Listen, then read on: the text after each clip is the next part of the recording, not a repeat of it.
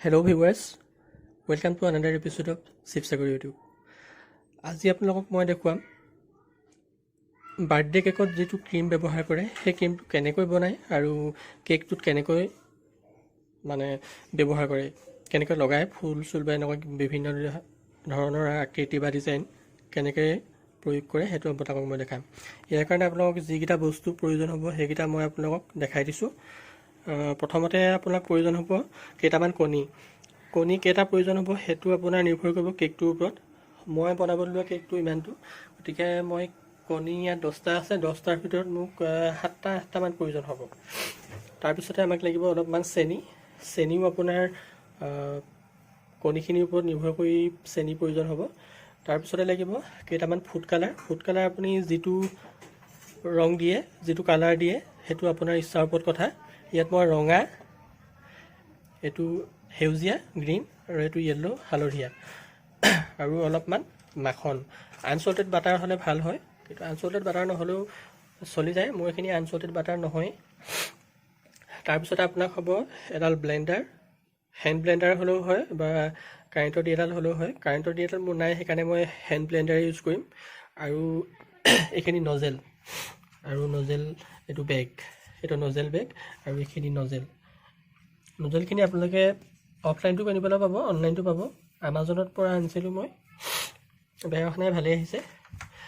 আৰু লাগিব আপোনাক 2টা বাতি, এটা ডাঙৰ এটা সৰু, ইমানখিনিয়ে বস্তু। এতিয়া চাওঁচোন আহক আমি কেনেকৈ যিটো বাৰ্থডে কেকত যিটো ক্ৰীম দিয়ে হুইপ ক্ৰীম, সেই হুইপ ক্ৰীমটো আমি কেনেকৈ বনাওঁ চাওঁ আহক। প্ৰথমে কণীকেইটা ভাঙি ল'ব লাগিব। কণীৰ বগা অংশটোহে ল'ব লাগিব, ৰঙা বা কুহুমখিনি নহয়।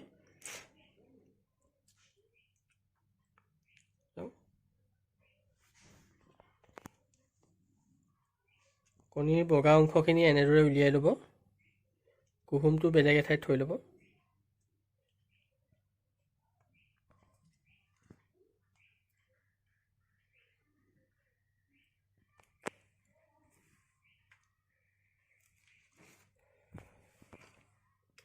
আচলতে এই হুইপ ক্ৰীমটো য'ত ত'ত নাপায়, কিছুমান ঠাইত পায়, কিন্তু বহুত কম ঠাইতহে পায় এইবিলাক।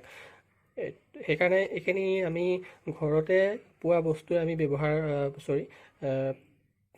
প্ৰস্তুত কৰি ল'ব পাৰোঁ। হুইপ ক্ৰীমটো একেবাৰে সহজ। আপোনালোকে এবাৰ চালে বা এবাৰ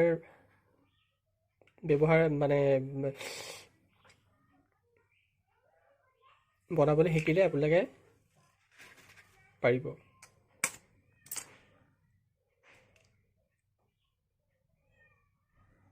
এনেদৰে কণীৰ বগা অংশখিনি উলিয়াই ল'ব।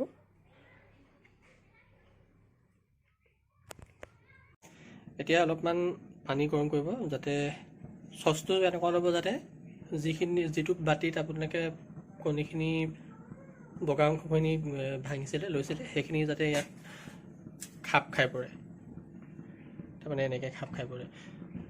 পানীখিনি উতলিব লাগিব।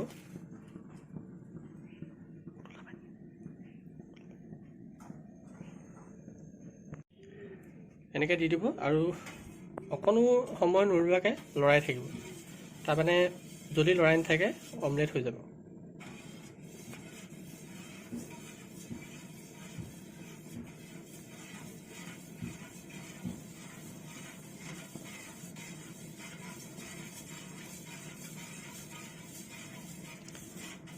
এতিয়া অলপমান চেনি দিব।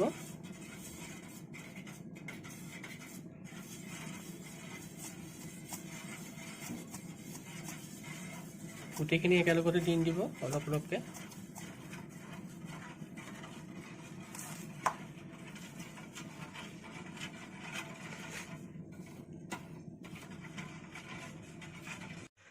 এনেদৰে লৰাই যেতিয়া ডাঠ বগা নহয়, ঠিক ক্ৰীম কালাৰৰ এটা ৰং আহিব, ডাঠ আঠা নিচিনা হ'ব, প্ৰায় তেতিয়াই হৈছে বুলি ক'ব পাৰি। হোৱা নাই সম্পূৰ্ণকৈ, কিন্তু আৰু অলপ সময় লাগিব, কিন্তু আৰু অলপ ডাঠ হ'ব লাগিব। হৈছে আৰু প্ৰায়। এনেদৰে একেৰাহে লৰাই থাকিব লাগিব, অকণো ৰ'বলৈ দিব নালাগিব। চেনি প্ৰয়োজন অনুসাৰে দিব, নিজৰ ৰুচি অনুসৰি, কাৰণ ক্ৰীমটো সাধাৰণতে এনেই মিঠাই হয়, হ'লেও কিছুমানে বহুত মিঠা খাব নোৱাৰে বা ভালো নাপায়।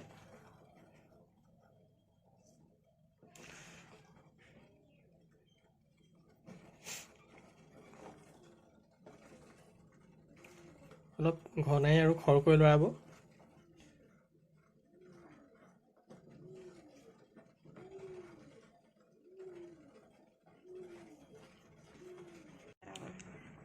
এনেকুৱা ডাঠ হোৱাৰ পিছত হৈ গৈছে, নমাই দিব পাৰে। গেছটো অফ কৰি নমাই দিব। জুইৰ পৰা নমোৱাৰ পিছত ডাঙৰ বাতিটোলৈ এনেকৈ ট্ৰেন্সফাৰ কৰি দিব ক্ৰীমখিনি।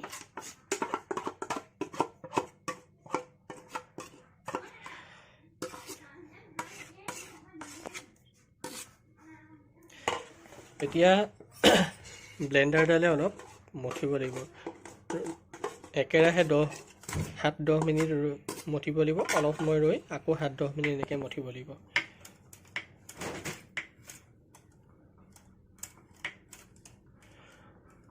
ইলেক্ট্ৰিক ব্লেণ্ডাৰ হ'লে ভাল হয়, ইলেক্ট্ৰিক ব্লেণ্ডাৰ নাই যিহেতু, গতিকে হেণ্ড ব্লেণ্ডাৰে কাম চলাইছোঁ। হৈ যায়, হেণ্ড ব্লেণ্ডাৰো হৈ যায়, সময় লাগে খালি অলপ।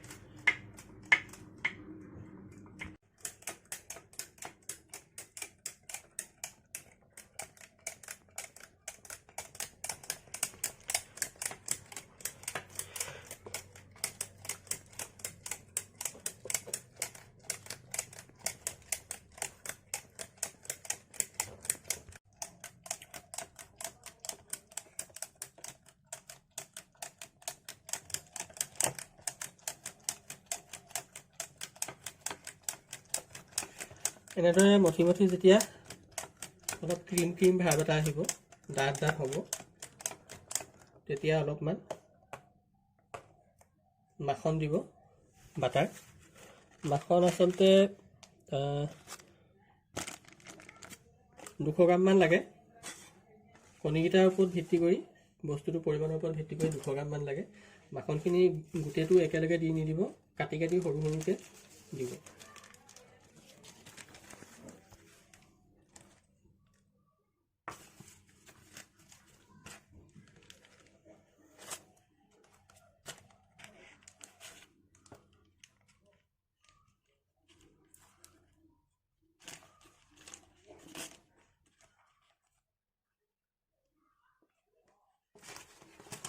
অলপমান মাখন দিয়াৰ পিছত আকৌ মঠিব। মাখন দিয়াৰ পিছত অলপ বেলেগ হৈ যায়, লাহে লাহে মঠিব লাগে, নহ'লে উফৰি য'ত ত'ত পৰি যায়। মাখনখিনি ভাঙি ল'ব দিব অলপ, তাৰপিছত সৰহকৈ মঠিব।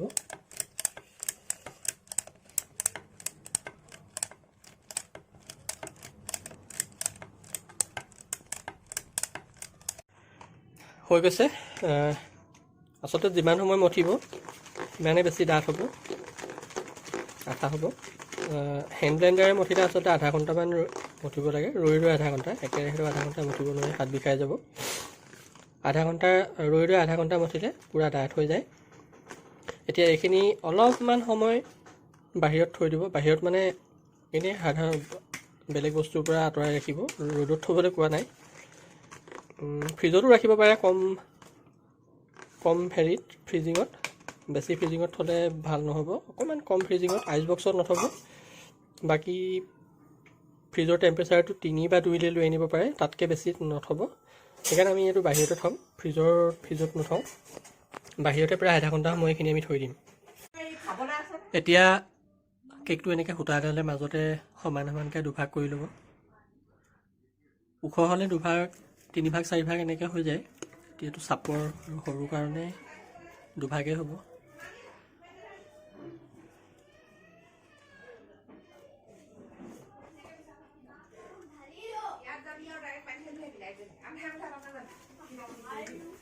তালৈ যাবা, ইয়ালৈ যাবা, বাথৰুমলৈ যাবা। লাইট আছে নহয় ইয়াত, লাইটটো জ্বলাই দিবি, চুমে জানা নহয়।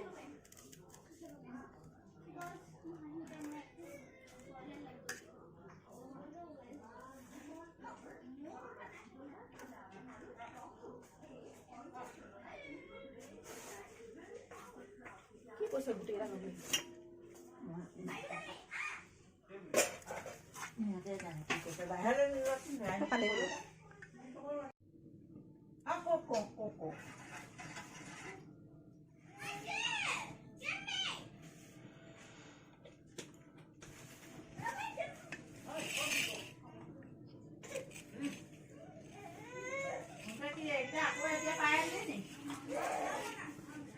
কেকটোৰ ওপৰ অংশটো সমান হ'ব লাগিব।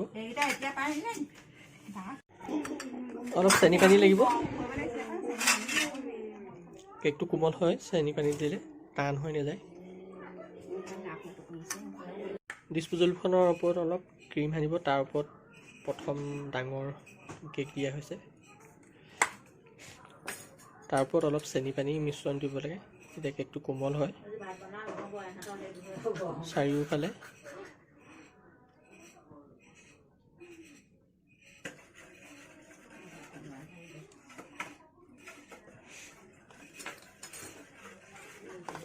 ইয়াৰ ওপৰত আৰু অলপ ক্ৰীম কমাই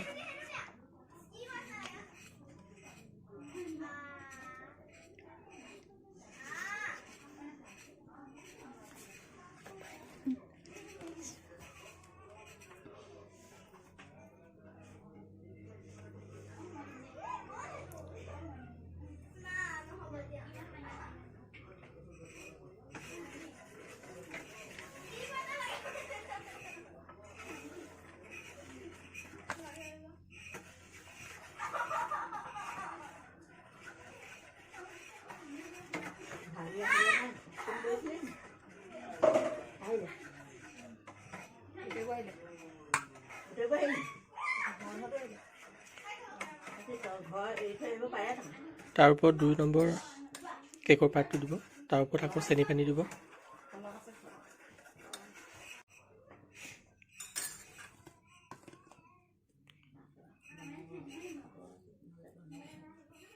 তাৰ ওপৰত আকৌ চাৰিওফালে ক্ৰীম আনিব।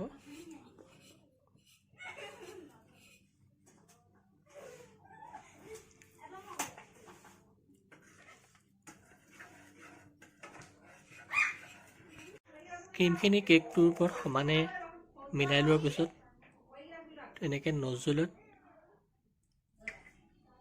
ক্ৰীমখিনি ভৰাই ফুল বা বিভিন্ন আকৃতিৰ দি দিব পাৰে। আমি ইয়াত ফুড কালাৰ ব্যৱহাৰ কৰিছোঁ, ৰেডটো আচলতে পৰিমাণটো কম হ'ল ৰংটো, সেইকাৰণে এইটো পিংক কালাৰ হৈ গ'ল।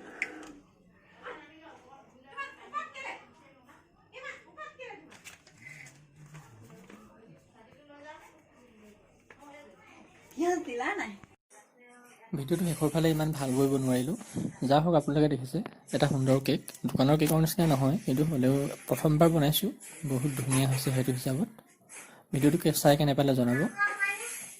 আজিলৈ ভিডিঅ'টো ইমানতে সামৰিছোঁ, ধন্যবাদ।